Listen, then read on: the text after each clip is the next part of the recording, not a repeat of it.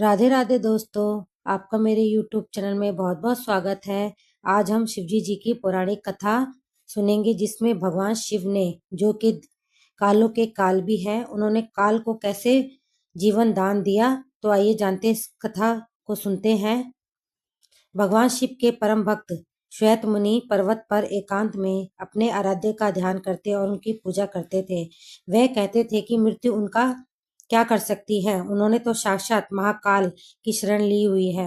उनके आश्रम में शांति और आत्मविश्वास की पवित्रता झलकती थी। भगवान शिव को कालों के काल महाकाल है। साक्षात मृत्यु में भी उनका सामना करने का साहस नहीं है। वह मृत्युजय है, अविनाशी है, आदि है, अनंत है। भगवान शिव इतने भोले हैं कि वह अपने भक्त की पुकार पर दौड़े चले आते हैं, उन्हें मनचाहा वरदान देते हैं, उनकी मनोकामनाओं की पूर्ति करते हैं। आज हम लिंग पुराण की एक कथा के बारे में जानेंगे, जिससे काल को भगवान शिव ने प्राण दान दिया और अपने भक्त के विश्वास को टूटने नहीं दिया। तो जानते हैं दोस्तों इस पुरानी कथा के बारे में। भगवान शिव के परम भक्त श्वेत मुनि पर्वत पर एकांत में अपने आराध्य का ध्यान करते, उनकी पूजा करते थे। वह कहते थे कि मृत्यु का उनका क्या कर सकती है, उन्होंने तो साक्षात महाकाल की शरण ली हुई है। उनके आश्रम में शांति और आत्मविश्वास की पवित्रता झलकती थी। उनके तप के बल से आश्रम दिव्यमान था। श्वेत मुनि अपने जीवन काल के अंतिम पड़ाव पर थे।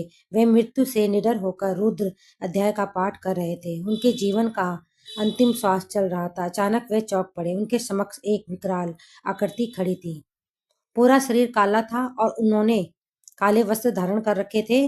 श्वेत मुनि ने अपने आश्रम के शिवलिंग को करुणा में होकर देखा और ओम नमः शिवाय मंत्र का उच्चारण किया। उन्होंने शिवलिंग को स्पर्श करते और उनका विकराल आकृति से पूछा कि तुमने इस पवित्र आश्रम को अपवित्र करने की हिम्मत कैसे की? इस आश्रम को तो भगवान शिव की कृपा से अभय का आशीष प्राप्त है।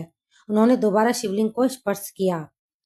विकराल आकृति वाले काल ने अपना परिचय देते हुए कहा कि आप पृथ्वी पर नहीं रह सकते हैं, आपको यमलोक चलना पड़ेगा। इस पर श्वेत मुनि ने शिवलिंग को अपने हाथों में कस कर पकड़ लिया और कहा कि तुमने शिव की भक्ति को चुनौती दी है। क्या तुम्हें नहीं पता है कि भगवान शिव तो स्वयं ही काल के भी काल महाकाल है? इस पर काल ने कहा कि शिवलिंग शक्ति विहीन है, निश्चेतन है। पत्थर में महादेव की कल्पना एक भूल है। काल ने श्वेत मुनि को पाश में बांध लिया। मुनि ने कहा कि ये तुम्हारी भूल है, महादेव तो कण कण में व्यापक है। विश्वास के साथ उनका आह्वान करने पर वे अपने भक्त की रक्षा के लिए चले आते हैं। तभी भगवान शिव माता पार्वती के साथ वहां प्रकट हो गए। उन्होंने काल को चेताते हुए कहा कि ठहरो, श्वेत मुनि का बात सत्य है, उनका प्रकट होना विश्वास के ही अधीन है। भगवान शिव को देखकर काल प्राणहीन समान हो गया, वह शक्तिहीन हो गया। श्वेत मुनि भगवान शिव की स्तुति करने लगे। इस महादेव ने कहा कि उनकी लिंग उपासना धन्य है, विश्वास की विजय होती है। नंदी के निवेदन पर शिव ने काल को भी प्राणदान दे दिया और वे वहां से अंतर्ध्यान हो गए।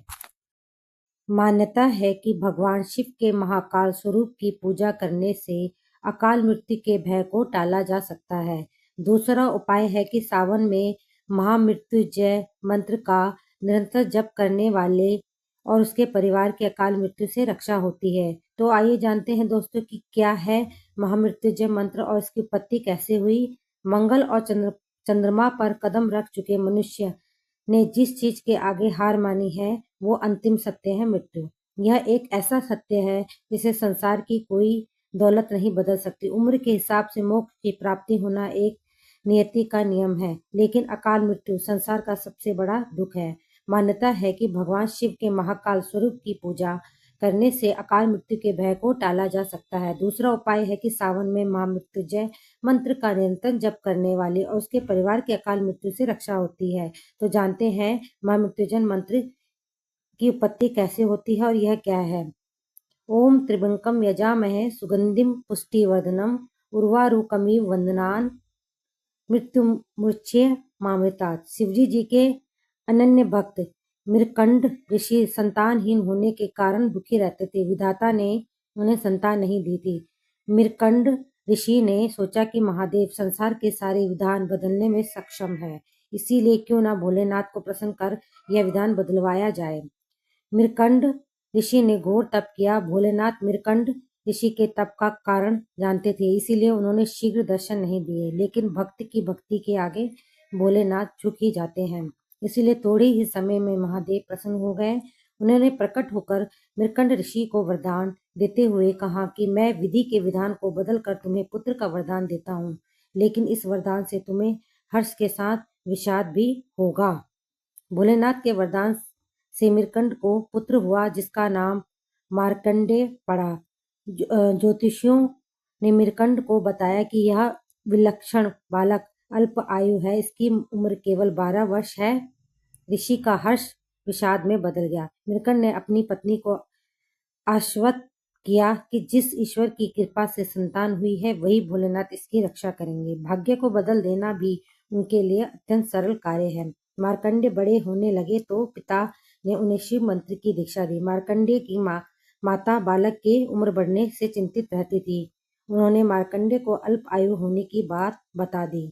मार्कंडेय ने निश्चय किया कि माता पिता के सुख के लिए उसे सदा शिव भगवान से दीर्घ आयु होने का वरदान लेंगे, जिन्होंने उसे जीवन दान दिया। धीरे धीरे वह 12 वर्ष के पूरे होने को आ गए। तब मार्कंडेय ने शिवजी का आराध्य के लिए महामृत्युंजय मंत्र की रचना की और शिव मंदिर में बैठकर इसका अखंड जप करने लगे। समय पूरा होने पर यमदूत उन्हें लेने आ गए। यमदूतों ने देखा कि बालक ने महाकाल की आराधना कर रहा है, तो उन्होंने थोड़ी देर प्रतीक्षा की। मार्कंडेय ने अखंड जप का संकल्प लिया था। यमदूतों का मार्कंडेय को छूने का साहस न हुआ और वे लौट गए। उन्होंने यमराज को बताया कि वे बालक तक पहुंचने का साहस नहीं कर पाई। यमराज ने दूतों को पुनः भेजा, पर यमदूत मार्कंडेय को छू भी न सके, जिस पर यमराज क्रोधित हो गए और मार्कंडेय के प्राण लेने के लिए स्वयं चल दिए। यमराज के मार्कंडेय के पास पहुंचने पर बालक मार्कंडेय ने यमराज को देखा तो जोर जोर से महामृत्युंजय मंत्र का जप करते हुए शिवलिंग से लिपट गया। यमराज ने बालक को शिवलिंग से खींचकर ले जाने की चेष्टा की। तभी जोरदार हुंकार से मंदिर कांपने लगा और एक प्रचंड प्रकाश पुंज से यमराज की आंखें चुंधिया गई।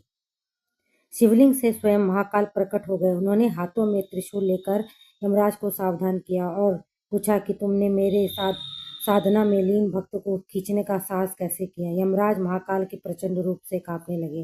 उन्होंने कहा, प्रभु, मैं तो आपका सेवक हूँ, आपने ही जीवों से प्राण हरने का निष्ठुर कार्य मुझे सौंपा है। भगवान चंद्रशेखर का क्रोध कुछ शांत हुआ तो वे बोले, मैं अपने भक्त की स्तुति से प्रसन्न हूँ, इसीलिए मैं इसे दीर्घायु देने का वरदान देता हूँ। अब तुम इसे नहीं ले जा सकते। यम ने कहा, प्रभु, आपकी आज्ञा सर्वोपरि है। मैं आपके भक्त मार्कंडेय द्वारा रचित महामृत्युंजय मंत्र का पाठ करने वाले को कभी त्रास नहीं दूंगा। महाकाल की कृपा से मार्कंडेय दीर्घायु हो गए। उनके द्वारा रचित महामृत्युंजय मंत्र भी अमर हो गया। यह मंत्र काल को भी प्राप्त करने वाला माना गया। महामृत्युंजय मंत्र का पाठ करने से मनुष्य को शिवजी जी की कृपा प्राप्त होती है और कई असाध्य रोगों, मानसिक वेदनाओं आदि से भी राहत मिलती है। महामृत्युंजय मंत्र का पाठ शुरू करने से पहले भगवान के समक्ष धूप और दीप जलाएं। जप के दौरान दीप निरंतर जलता रहना चाहिए। उसके बाद मंत्र का जप कितनी बार करना है इसका संकल्प लें। मंत्र को कुशा के आसन पर ही बैठकर करें। यह जप करते समय आपका मुख पूर्व या फिर उत्तर की तरफ होना चाहिए। जप करते समय यदि संभव हो तो शिवलिंग के जल से अभिषेक करते रहें। अगर आपको यह जप लगातार कई दिन तक करना है तो इतने दिन तक ब्रह्मचर्य का पालन करें और तामसिक वस्तुओं से दूर रहें। इस दौरान मांस, मंदिरा और प्याज, लहसुन का सेवन ना करें। तो दोस्तों, यहाँ पे पौराणिक कथा समाप्त होती है और हमने जाना कि महामृत्युंजय मंत्र जो कि इतना प्रभावशाली है, जिसके द्वारा हम अपने रोगों को, असाध्य रोगों पर भी विजय प्राप्त कर सकते हैं और अकाल मृत्यु को भी हरने वाला यह मंत्र संजीवनी बूटी से कम नहीं है। यदि आपको मेरी यह वीडियो अच्छी लगी हो, मेरी यह जानकारी अच्छी लगी हो, तो मेरी वीडियो को अपने दोस्तों, रिश्तेदारों में शेयर करें और कमेंट में श्री शिवाय नमस्तुभ्यम हर हर महादेव जरूर लिखें। फिर मिलते हैं दोस्तों एक नए वीडियो के साथ। तब तक के लिए राधे राधे और मेरा यह वीडियो देखने के लिए आपका बहुत बहुत धन्यवाद।